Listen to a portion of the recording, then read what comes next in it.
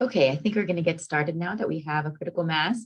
I want to first thank you all for joining us and welcome to today's research webinar on the role of micromobility in public transit planning. My name is Molly D'Agostino. I am a policy director at the UC Davis Policy Institute for Energy, Environment, and the Economy. And I also serve in a number of other roles, including leading up a new center called the Mobility Science, Automation, and Inclusion Center, or MOSAIC. I'm filling in today, though, for Sarah Schremer, who is the interim policy director for the National Center for Sustainable Transportation. She's unable to be here due to an illness, which is too bad, but we hope she'll be better soon. So before we get started, I'll provide a couple of housekeeping announcements. Today's webinar will be 1 hour, and we'll hear a research presentation from Ph.D. candidate Reid Passmore, and from the Georgia Institute of Technology, with supporting comments from Professor Carrie Watkins, and as well as a presentation from Professor Beth Ferguson of UC Davis, and Professor Susan Handy will provide be an expert respondent to the panel and ask a couple questions as well. After that, we'll open up for Q&A between each presentation, and you'll have an opportunity to ask questions of both of the research groups individually, and then we'll also do some Q&A at the end if we have time. So there will be a recording of this webinar, and the recordings will be available on our website. Please put your Q&As in the Zoom, your questions in the Zoom platform, as you know, on the bottom of your screen, and we'll do the best to answer them during the Q&As after each presentation. And you'll see a quick survey at the end of the webinar for you to share your thoughts on today's presentation. So now I'll hand it over to Susan Handy, the director of the National Center for Sustainable Transportation. Thank you so much, Professor Handy. Thank you, Molly.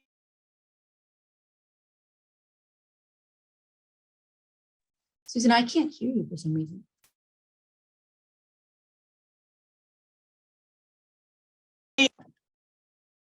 Hello, hello. All right. Thanks, Molly.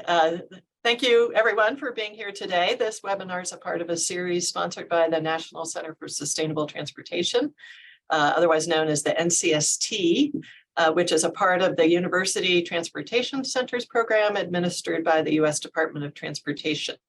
We're a consortium of 7 universities around the country focused on advancing environmentally sustainable transportation through cutting-edge research, direct policy engagement, and education of our future leaders. We are very happy to announce that we learned just a week or two ago that we've been awarded another 5-year grant to continue the work of the NCST. So with that, let's jump into our presentations. It's my pleasure to first introduce Reid Passmore, who is a Ph.D. candidate in Transportation Systems Engineering at the Georgia Institute of Technology, and he is currently a visiting scholar here at UC Davis. Under the guidance of Carrie Watkins, his dissertation research is on leveraging cycling route choice and user preferences for cycling infrastructure to visualize the increase in bikeability from new cycling infrastructure using the open source tool BikewaySim. So looking forward to hearing more about this, and let me turn it over to Reid. Thanks, Susan. Can I go ahead and share my screen? All right. Well, I'll skip the intro, but my other advisor I'd like to mention is Dr. Randall Gensler at Georgia Tech. So today I'm going to be giving a presentation on my research on modeling bike plus transit trips using shortest path routing and Raptor. So first, I'm going to give an overview of this presentation, starting with the motivation for this research, the background, methodology, and showing some initial results, as well as pointing out where we want to take this in the future. All right, so first off, starting with motivation, our main motivation was our study area, Atlanta, and many American cities are very low density, and this low density creates really long distances to get to and from transit stops. And this creates this first last mile problem that has consistently limited the effect of transit. This figure on the right shows some basics of our zoning in Atlanta. A lot of the yellow areas represent our single family zoning. As you can tell, it's a lot of low density. In research, and through anecdotal stories, it's evident that oftentimes driving is faster than taking transit. This difference can change wildly depending on what you're looking at, but it can be as much as an hour difference. It can be twice as long, but research has consistently shown that transit is taking longer than driving, which makes it less of an ideal mode for people to choose. But the focus of this research was to look at how bikes could potentially increase the effectiveness by being that first last mile mode instead of walking. So this is from the Transit Capacity and Quality of Service Manual. It says that bicycles can extend the transit system's catchment area and provide greater mobility to customers at the beginning and end of their transit trips. So the research objective for this project was to use a transit routing algorithm to visualize how bike plus transit trips can change transit accessibility. Next, I'm going to move into the background, first talking about bike plus transit statistics as they are now for our study area, and then going into some various transit routing algorithms. All right, so for the Atlanta metropolitan area, the figure that you're looking at now is a bar chart of the access mode distribution from our MPO's regional onboard survey.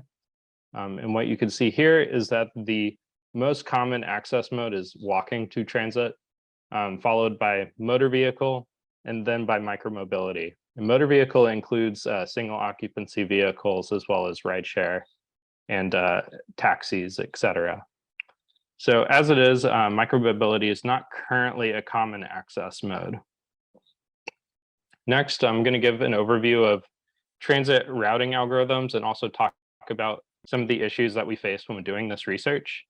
So our existing approach that we were using in our routing tools was essentially a modified Bikeshare algorithm, where you model the transit network as a network graph. The nodes are representing transit stops for specific arrival times, and the links are representing connections between stops for a certain trip.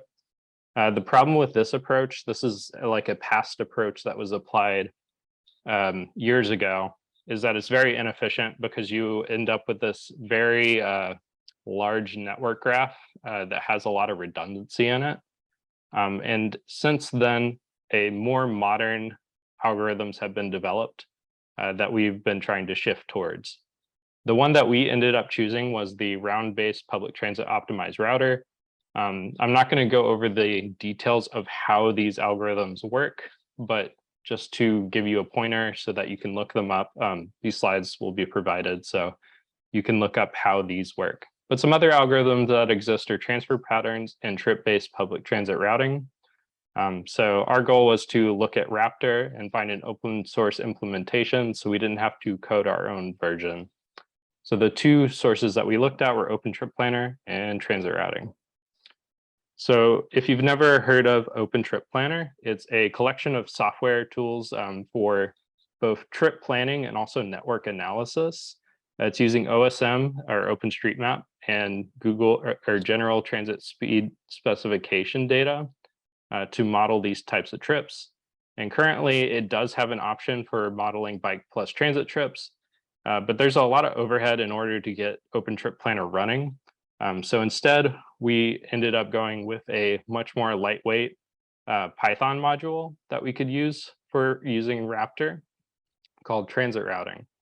So this is a Python module created by researchers out of the Department of Civil Engineering at the Indian Institute of Sciences in Bangalore, where essentially all you need to provide is GTFS data and transfers, the allowed transfers between the transit services.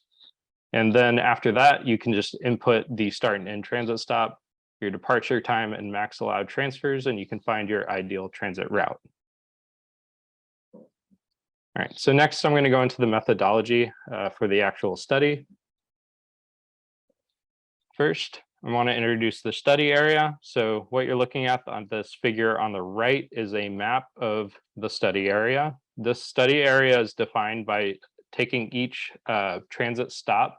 Our transit service that we have in Atlanta is called MARTA.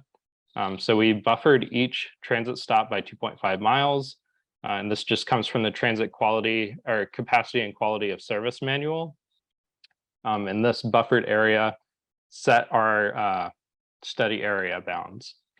Next, we got all the roads and intersections that were within the bounding box of the study area to serve as our street network for the bike and walking portions of the trip. And this data came from OpenStreetMaps. Our MARTA schedule and routes came from the MARTA's GTFS feed. And then our origin destination data that we used for the network analysis came from our MPO's travel demand model. They were the traffic analysis zones, and we used all possible pairings of them. However, in the future, we'd also consider using parcel and census blocks. Another important thing to know about this figure on the right is that the colored lines represent MARTA rail routes, while the white lines are all the bus routes. The Atlanta city area is crosshatched. And this intersection of the rail points is where our central business district is. And also the transfer points for the rail lines. This is just an image of the street network. You can tell it's fairly dense. Next, I'm going to go over the routing settings that we used for Raptor. So we only allowed one transfer.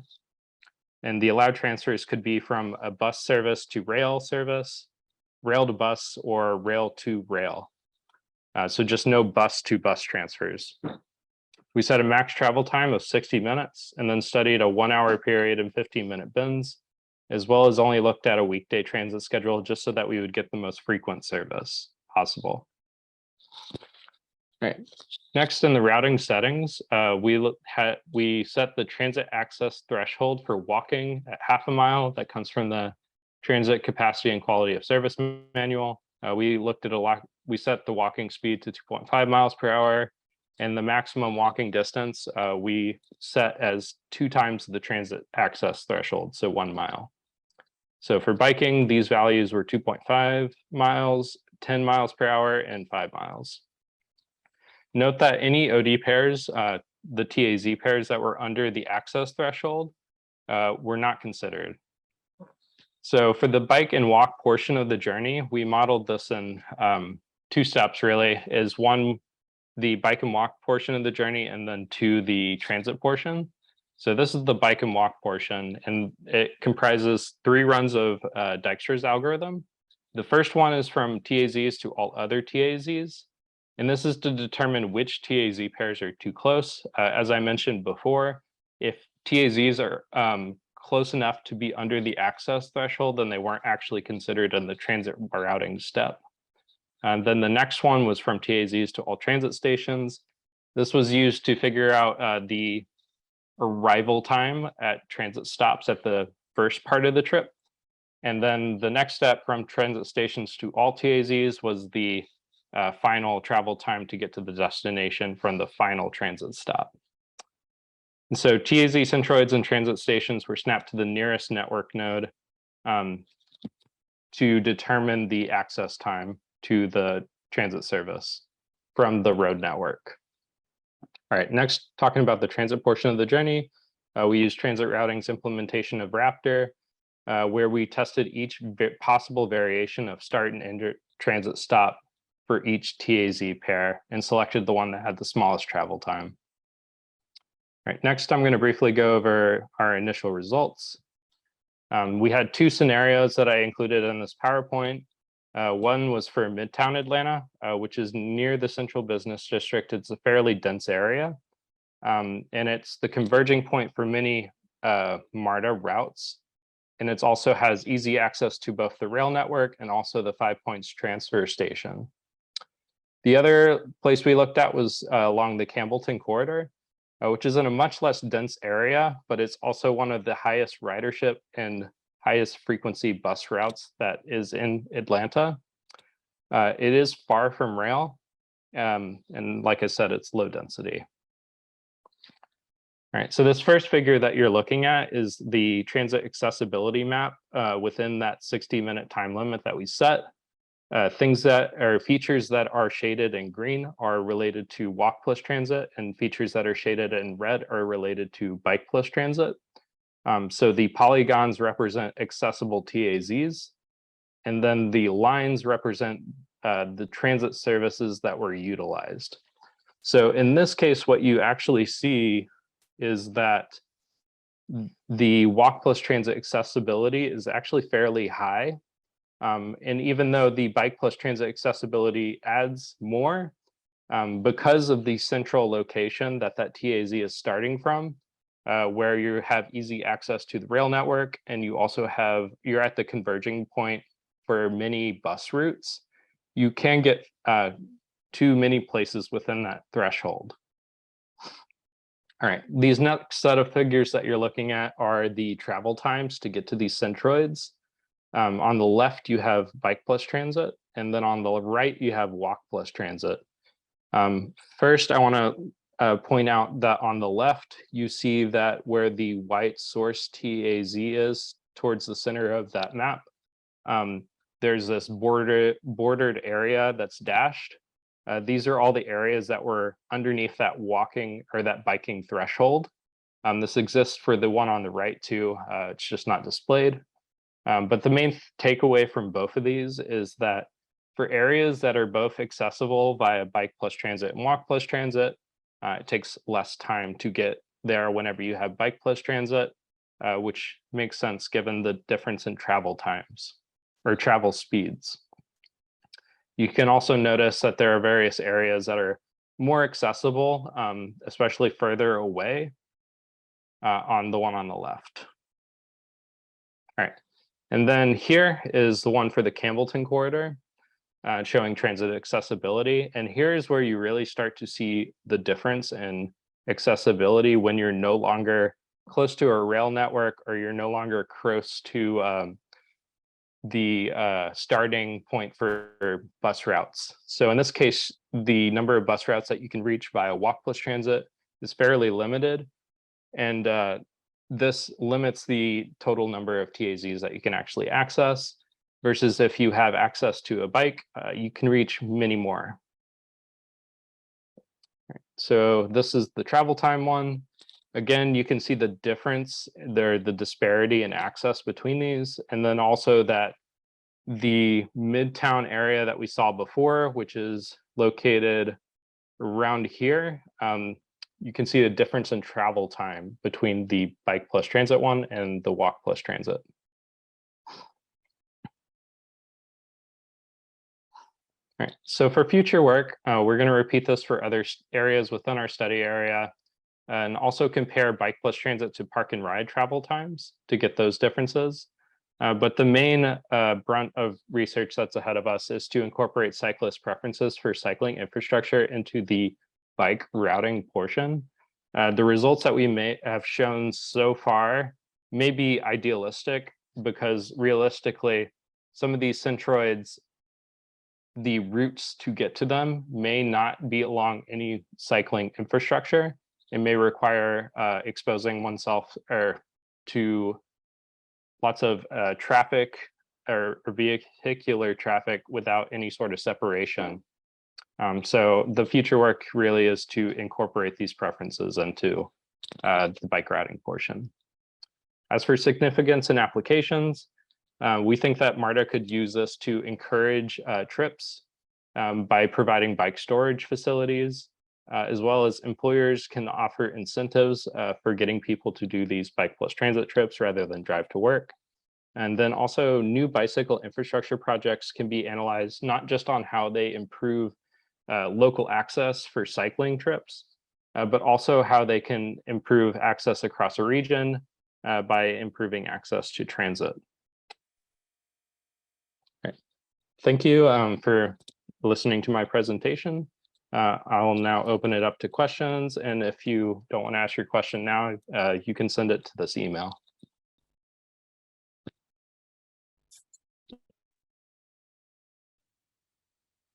Like we do have a number of questions.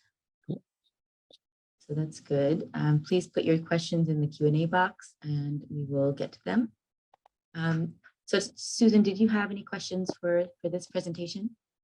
I get to go first. Yes. Thanks. I mean, it's great to have this proof of how much difference biking can make in terms of making transit more useful. Yeah, I guess I have a couple of questions. So first, you were talking about biking at both ends of the trip. Is that right? Right. Yep. So then thinking in terms of how do we encourage it to happen? That raises logistical questions about, is it about having a bike at both ends and bike storage versus being able to bring bikes on the facilities? And I think Beth is going to talk about some design issues sort of around that. So that's perfect. But I guess my other question is, Google Maps doesn't do this for us, does it? When you put transit in, it'll give you the walking links, but not the biking links. So what do you think about the potential for getting biking into Google Maps and other apps like that to really help people see how they can make use of bikes in conjunction with transit? For the first question, you can change the settings of the routing so that essentially what you're doing is you're changing the travel speed at the first leg and the last leg, so that you could pretend like you're modeling, oh, I brought my bike to the transit station and then I parked it or put it in a bike storage locker. And then at the other end, I only walked. So that's just another feature of this modeling tool that would be helpful to look at for addressing some of those feasibility issues with bringing bikes on board transit. And as for the second question, I've been very disappointed that Google doesn't have this either. But I know that in certain areas that I have been to, for instance, in Amsterdam, I think they do actually have this feature. So maybe it's a slow rollout, but I'm hoping that especially getting on some of these bigger routing platforms or trip planning apps that people use will make these trips a lot more visible as like a possibility, because I think a lot of people don't realize that they can actually do this. Great, thanks. Molly, other questions? If I can add to Reid's please, response really quick, these open trip planner instances are in more and more locations though. So I think part of it is that raising awareness that there are some other tools than just Google Maps in some locations. So in Atlanta, there's an open trip planner instance that can be used to plan these types of trips to a certain degree, but we're hoping that Reid's research can eventually be used by folks like Google to make their tools better. So. Carrie, did you have any other questions that you wanted to? No, I think in the interest of time, I think there's some great ones in the chat. So maybe let's go to those. Okay, great. Yeah. So one of the first questions was about Bikeshare and rentable bikes. Was this something that was considered? Not for the specific project, but if you had data on the availability of Bikeshare at the end or start of a trip, you could maybe model this based on the first and the way that it's currently modeled, which is it models the first leg and then the last leg. So if you know that Bikeshare is available at certain transit stops but not others, you could, for instance, do that by looking at the first and last portion of the trip. But for this study, no. Right. It seems like we did address the question about whether we could bring bikes on board. So I'm gonna move on to some questions about whether the 2.5 mile, some explanation around the 2.5 mile bike shed. FTA apparently considers any bike improvements within 3 miles of transit to have a de facto connection to a transit stop. Did you consider that 3 miles and reduce it? I think that's the initial one we started was that FTA one.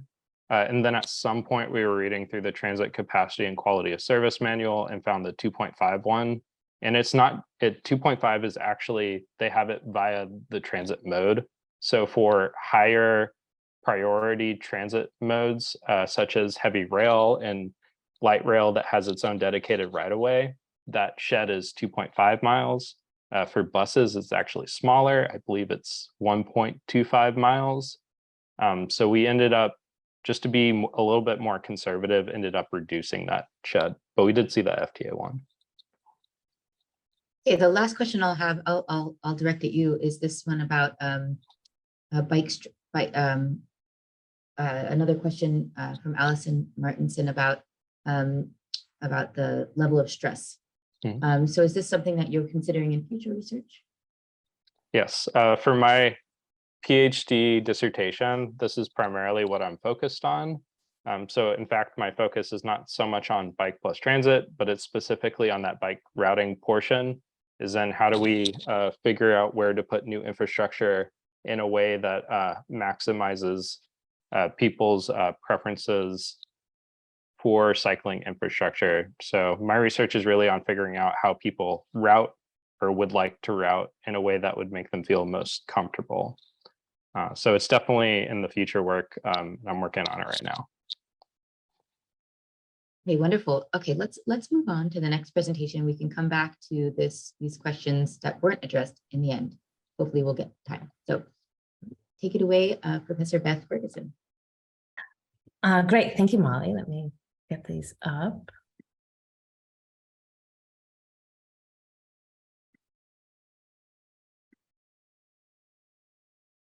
Okay, super. So I'm excited to present a few years of research related to micromobility connecting with public transit. So the kind of presentation today is called Integrating Micromobility with Public Transit. And I think this is really important as we think about how public transit could really reduce CO2 emissions. So here's a quick quote.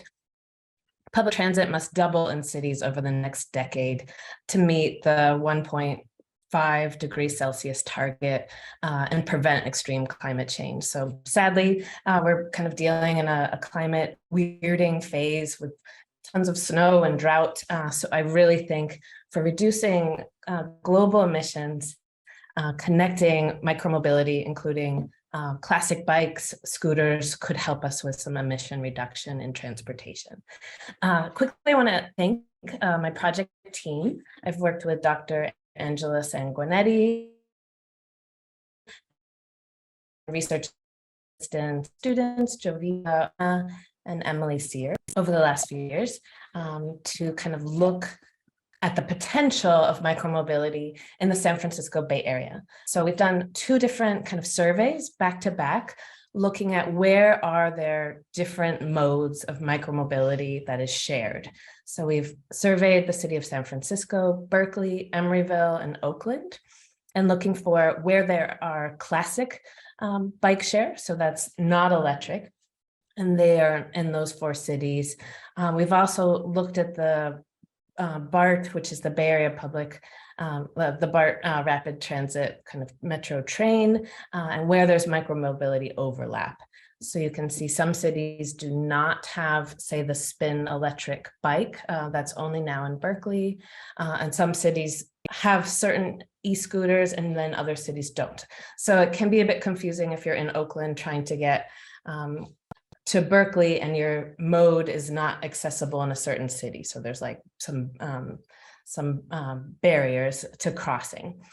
So another kind of infrastructure topic brought up in the last presentation is looking at modes of kind of keeping the bikes organized, whether it's a scooter or a bike. So the first picture, you can see the kind of lift bay wheels classic dock. This system is found throughout the 4 cities that we've been focused on. And then you can see the second image shows a street corral that you can lock a bike or scooter to. So that's in Santa Monica. In San Francisco, they have the Swift Mile e-scooter kind of kiosk where scooters can both charge and be collected. And then the final image is from a sidewalk corral in Santa Monica, which is kind of just like a parking spot that collects all these different vehicles and keeps them off sidewalks and helps reduce tripping. So using ArcGIS and the Center for Regional at UC Davis, we looked at where are the bike share kiosks and where are there overflow of different vehicles. So we wanted to kind of see what are kind of the unintended consequences of one city allowing a certain shared mode and then another city not allowing that, and how is that confusing to the users. We visited 18 BART stations over 2 different periods with support from the NCST Caltrans grant, working with students to then see where are these vehicles available. So you can see the BART station in Fruitvale. We found just 3 classic bikes were available at that station, and there's not enough bike share drop-off points around the Fruitvale East Oakland neighborhood to be able to get from like A to B. So if there aren't enough kiosks, it's not a very useful or connected system. So we kind of saw different neighborhoods through our mapping where there isn't enough overlap. Other neighborhoods or kind of like the financial district or Embarcadero, more tourist industry, is where we found the most vehicles, whether it's electric scooter or bike. So the rebalancing of these different companies can depend on where they think the riders are. Visiting the different BART stations, you can see the first photo is a Lyft e-bike, which was parked at the top of the Civic Center BART stairs. So that's clearly not helpful for pedestrians coming up and down the stairs. So a problem that we saw in both years of this research is that the Market Street sidewalk, which is not run by ownership of BART, it's run by the city, does not have enough just classic bike racks for the shared micromobility to be dropped off close to BART. That's kind of getting in people's way. On the other side, in Oakland and Emeryville and Berkeley, there are more space, less dense. BART has owned the plaza outside areas, and they have deployed some of their old bike racks to help kind of catch some of these e-scooters and bikes that are showing up. In 2018, it was a bit of a surprise. There wasn't as much conversation between these companies with a lot of venture capital just showing up. But now some of these companies are communicating better with the cities, depending on their fleet size, and BART is quickly trying to deploy more drop-off points. But back to San Francisco, there still is insufficient bike racks. The first image is 16th and Mission. Folks are just locking, when their ride is done and they want to get onto BART, they lock their e-scooter right to the entrance. Humans are, I guess, we're maybe looking for convenience, and if the e-scooter provides convenience, why not lock it right to the escalator? But then it does provide a trip hazard. So behavior of how these vehicles should be dropped off can be managed with geofencing, but if they're not given enough bike racks, then people will figure out how to end their ride and hop on BART. So that's where kind of this research is showing the greatest need. The project, by visiting, we spent 1 hour at 18 BART stations, and then also took note of how people are using personal micromobility. So that's when they have either a classic bike or an electric bike or a fold-up scooter, and how they're using it on BART. So with the observations we made in fall 2022, more people using personal micromobility, kind of taking it into their own hands, maybe buying their own, $800 scooter and having it, be folded, and they're taking it on BART and then reducing one bus ride. So they're able to use the last mile, whether it's with their bike or scooter, and not have to rely on the rebalancing the shared micromobility companies that have had a rough year since the pandemic. Some of their employees, there've been huge layoffs, fleets have reduced, and they're not as reliable as they were. So here's a chart supplied by BART from summer 2022. The kind of long gray bars are BART ridership volume, and you can see kind of in April 2020, just ridership on BART just plummeted as it did across the U.S. in public transit. The colorful lines are where BART has bike stations. So these are like lockers where you can lock a personal bike or scooter. The bike stations, even valet parking in some of the different neighborhoods or BART station cities has gone up even more in the last few months. So there, ridership is increasing. People using the bike lockers run by BikeLink or these bike rooms is increasing as people are starting to go back to school, go back to work. But micromobility has also been affected by kind of work from home rider sheds, like west or different parts of Oakland. A lot of people are not commuting into San Francisco where they were using shared bikes and scooters. So that has also affected the shared industry. So you can see from this chart, we looked at personal micromobility at the 18 BART stations. And here I just want to point out Fruitvale, which is in East Oakland. The chart earlier showed there was very little shared micromobility, but we saw in 1 hour, over 100 people were using personal bikes and I think interesting research is in places that don't have shared micromobility kind of overlap. People are taking it into their own hands and using their own micromobility to kind of reduce the last mile, reduce waiting, an extra 45 minutes for a bus. We also, during this research, sent out a survey that 115 people responded. We worked with BART to send it out, social media, also the San Francisco Bicycle Coalition. The survey was targeted towards bike users. We asked the question, how do you roll? Take the survey. And people responded, people that are more in the community. We found, over 50% of folks that did respond say they're using personal bikes, whether it's to get to BART or to go home from BART. You can see to get to work. Some people are using the bike lockers. An equal amount of people are using shared micromobility. People are definitely walking. Half as many are using a bus. A quarter as many private car, rideshare. Personal e-bikes is still smaller than classic bikes. So we found this pretty interesting. We also asked people, where are you finding shared micromobility? So you can see some of the denser neighborhoods, like Rockridge has a lot of micromobility in Oakland. The Embarcadero has a ton of micromobility, and then neighborhoods like Coliseum, East Oakland, basically no micromobility.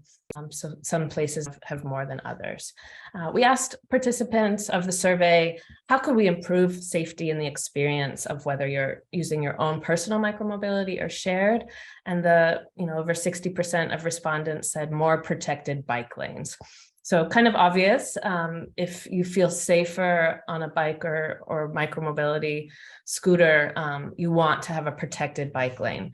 In most streets and urban areas, cars can go 25 miles an hour, to 35 miles an hour. An e-scooter or bike is like below 15 miles an hour. So if you don't have a bike lane, it's really hard to keep up with traffic, and that's where we see more accidents. And then if you feel the only safe option is on a sidewalk, that's also not safe for pedestrians. So I think this research is really pointing to, better bike lanes, better lighting and more connections to BART would help people take this mode choice versus, getting a ride to a BART station. Other things that people responded that they could see improving their experience were, more bike lockers, more bathrooms at BART stations, better lighting, more cafes. Cafes are kind of eyes on the street. They make a plaza feel safer if you're using public transit. Yeah. So then we also asked participants of the survey, were they increasing personal bike or scooter share because of the rise in fuel prices? And 37% said yes. So I thought that was pretty significant. As fuel prices go up, it's expensive to park a car in a city, it's expensive to go over a bridge. People are thinking about public transit and micromobility as a way to reduce their transportation costs. This year, I've been working with the Bay Area Regional Mobility Hubs program to implement a mobility hub at the MacArthur BART station. So I've been working with some lead architects at BART to look at how to do wayfinding, how to increase larger bike lockers for these like bigger shared bikes. We have a program we've designed that would be a solar panel system on the bike station, and then we will be implementing bike charging lockers and scooters and getting data to show, are people interested in charging their personal e-bikes and scooters, or could we get the e-scooters companies to have people incentivized to plug in an e-scooter so they can reduce the van trips going from an urban center to a warehouse to charge these vehicles or battery swap. I've done this work with solar charging in the city of Austin with Austin Energy, with the electric drive pilot, providing free e-bike charging with solar energy. So that's all I want to kind of share today. This report will be published within the next month. So thank you to the Institute of Transportation Studies and the NCST program for supporting this work. Next, my team is going to be looking at the micromobility safety between different designs of scooters and bikes, and what city regulators should be looking at in terms of safety of managing these kinds of fleets as more development happens in the form factor. So that's all I wanted to share. Thank you, everyone. Great. Thank you, Beth. It's so fun to see that work. I think you've done a great job of just illustrating the complexity of addressing the first mile, last mile problem in a system like BART in the Bay Area, which is so dispersed. It covers such a large distance. And then not only do we have all these different micromobility companies operating, and different ones operating in different places, but we've got multiple jurisdictions involved, and the Bay Area is notorious for its fragmented transit agency system as well. So really making it work and being able to provide that sort of micromobility service at either end of the trip is really complicated. So yeah, I'm wondering about the personal devices, and glad to see that you also were observing those, because it seems like, given the complexity of trying to serve those last mile, first mile trips in the Bay Area, that the personal devices could be a big part of the answer. And they kind of also answer, the question I had for Reid about if you need that device at either end, a scooter, you can fit a lot more scooters on a bus than you can bikes on a bus, potentially. So some of these smaller devices might have a lot of potential for achieving the kind of increase in accessibility that Reid was able to document for bikes. So that wasn't really a question, but a comment. Yeah. More thoughts about the personal devices versus the shared devices. Yeah, thanks, Susan. I think that's a great question. When we started, when I kind of proposed that I would spend 1 hour at 18 BART stations in the kind of summer, fall 2022, some of my colleagues were like, "Oh, that's silly. You should just look at a dashboard and, that's all automated. Don't waste your time sitting on a bench." I actually found that we're not documenting personal micromobility, and that's where all the numbers were. Because we have like a counter at BART, we can use some of these different software dashboards. Populous is one that's a little shared scooter or bike, so we can kind of see how they're moving around the city. But so in our research, we counted like, I think 150 shared scooters during my site visits, but we counted 1,000 vehicles. So there's 1,000 people not getting counted in cities that are, needing safer bike lanes, that are needing safer infrastructure, that are needing lockers, that are reducing carbon emissions by not driving to these BART stations. So I think, I'd like to say, let's make sure that we're thinking about they're taking micromobility into their own hands, because micromobility can be very expensive. In the early days, kind of like the Wild West of 2018, these scooter companies, you could rent a scooter for like $1 or $2, like a price similar to renting a classic Bikeshare. But now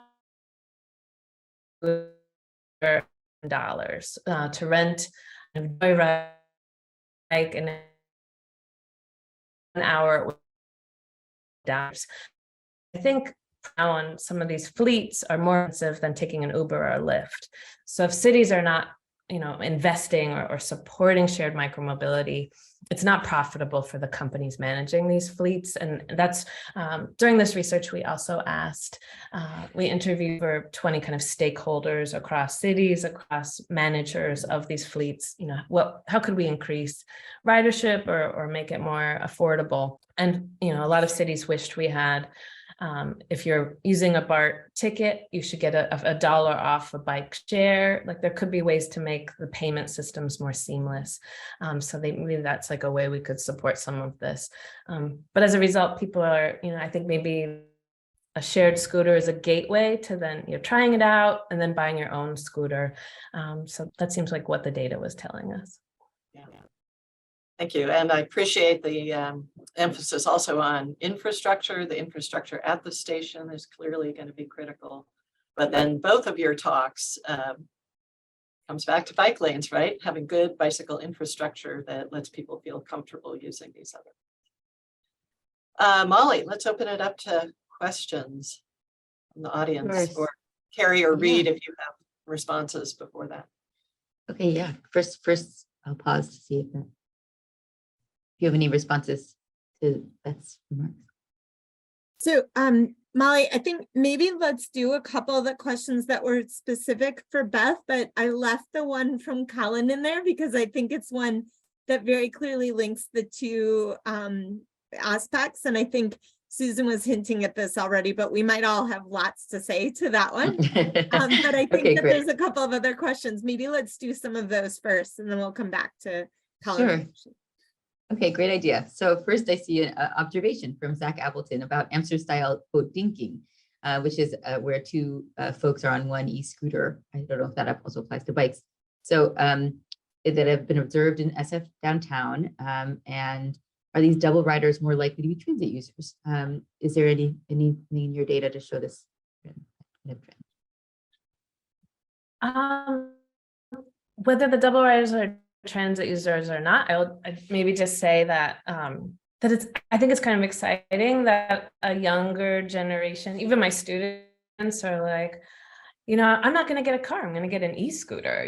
I've been just like really pleased that this is a new form of mobility, that young people, maybe it's like date night and they're both on a scooter. That is not safe, but people are having fun. Yeah. Great. And so I'm sorry, we'll just move on quickly so we can get through a couple of these other great questions. So the survey, did the survey get some data on low income neighborhoods in relation to micromobility and income? Right. So we did do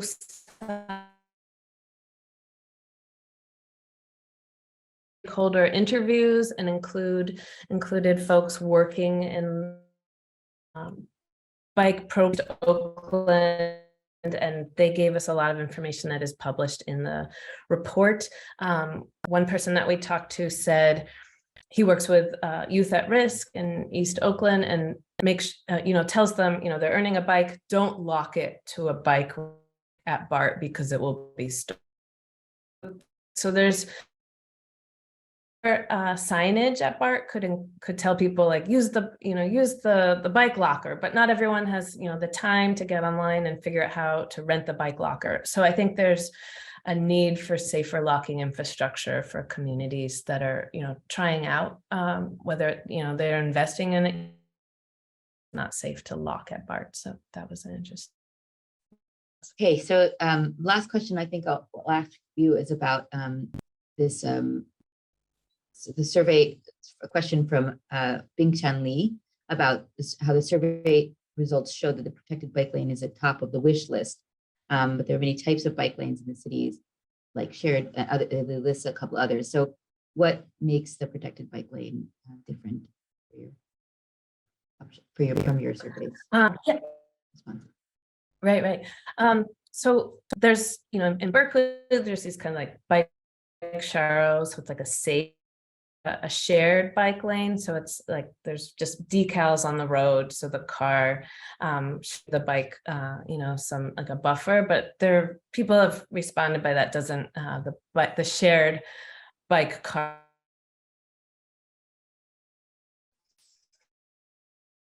No, Now the realizing audio is coming out a little need bit. Excuse me. a protected buffer bike lane. That's okay. Let's see. When you have to share a bike, share your route with a car, it doesn't.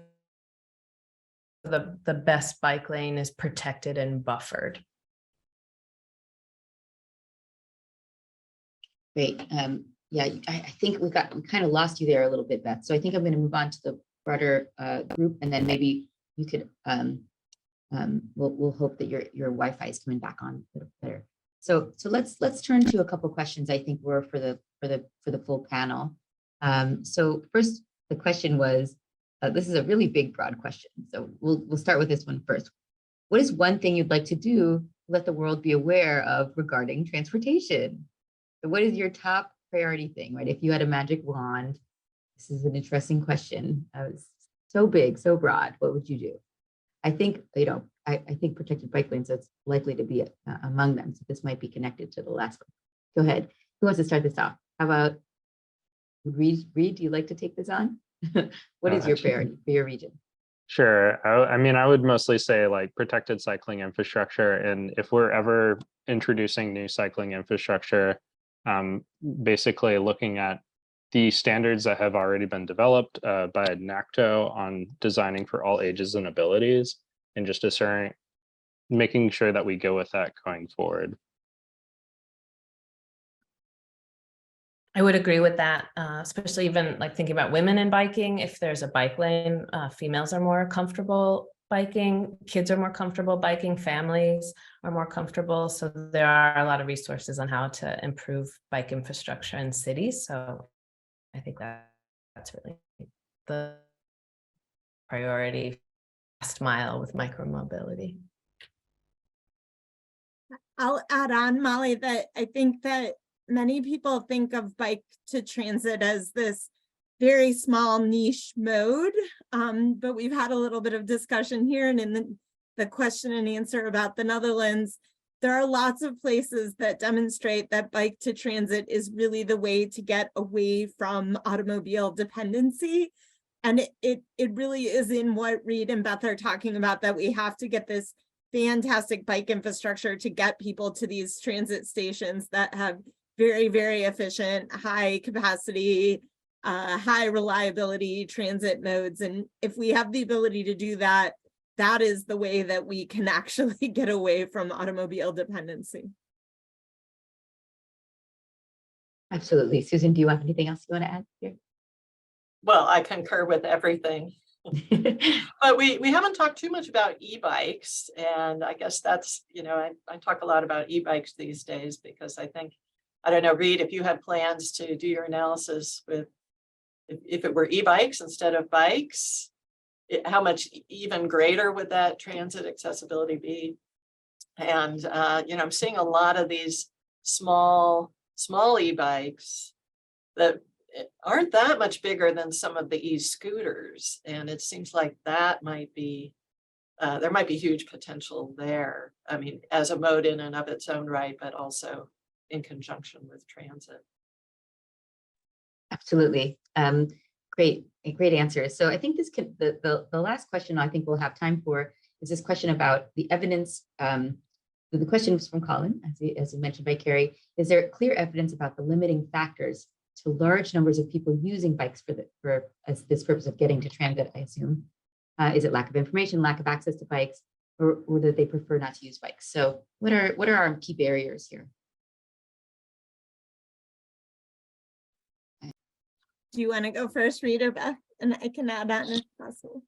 I can add on. I mean, a huge portion is just the lack of protected cycling infrastructure or safe routes to the transit stations.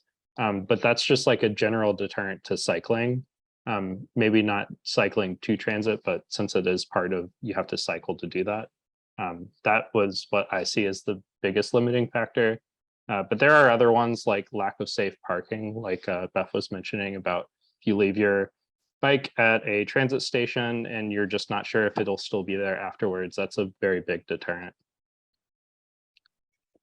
Yeah, I would agree with that. Also, whether it's BART or any other transit authority, safer or a clear wayfinding, like here's where the elevator is. A lot of these transit stations were built, in the 60s and 70s, and they're built around cars. So it's, car commuting. So if you take an elevator in a Berkeley, west, or I guess like North Berkeley BART with your bike, you end up in a like deep parking lot, very far from the transit kind of plaza. So the infrastructure to both support parking the bike, but also bring the bike with you if you need it when you get to your next location could be more seamless, as well as like wayfinding of like, this is the best route with your bike. To do this with your bike, like don't get on the escalator, but that's the only option. And if the elevator, smells like urine and it's like someone's going to rob you when you're in the dark elevator, you're not going to take a bike with you. So, this is more like we need like bootstrap together, figure out how to make the infrastructure at public transit more safe, but it's going to take a lot of investments from many directions, not just the job of the BART program. I would just add on that I think that Kellen is like, it's all of these things. So it's a good list, and that's hopefully what you're hearing through all of this. But I think the lack of information, as Beth said, wayfinding, but also if you think about somebody who's driving their car on a daily basis and has that habit, it's really overwhelming to think about trying to find transit information, trying to find information about a bike share to get to transit. Like that's just a lot of steps to expect that somebody's going to try to pull together. And so better information that links all of these things together and programs that link all of these things together. The work of Cal ITP to do some of these things, the idea of mobility as a service, these are the things that are going to push this further so that it's not this big barrier to being able to make this type of trip. And then I think also research has shown that the times to kind of intervene are when people are changing their lifestyle in some way. So taking that new job, moving to a new house. So the tools that give good information at those points are the ones that really seem to affect change. I just wanted to jump in with a couple of things I think are exciting. Cities like Oakland are coming up with their own like Bikeshare, e-scooter share library. The kind of #1 selling e-bike right now, according to the New Wheel, is the family e-bike. So I think it's like becoming like, no one's taking that, like, people, of course, but the fancy SUV at the elementary school is now the e-bike, family bike. So I think that there are people willing to be early adapters. Well, I think we're at our time, so I want to give a big thank you to Reid and Beth and Carrie for sharing their work with us today. And I think Molly's got some final comments. I'm going to run off to class. Thanks, everyone. Thank you, Susan, and thank you, everyone.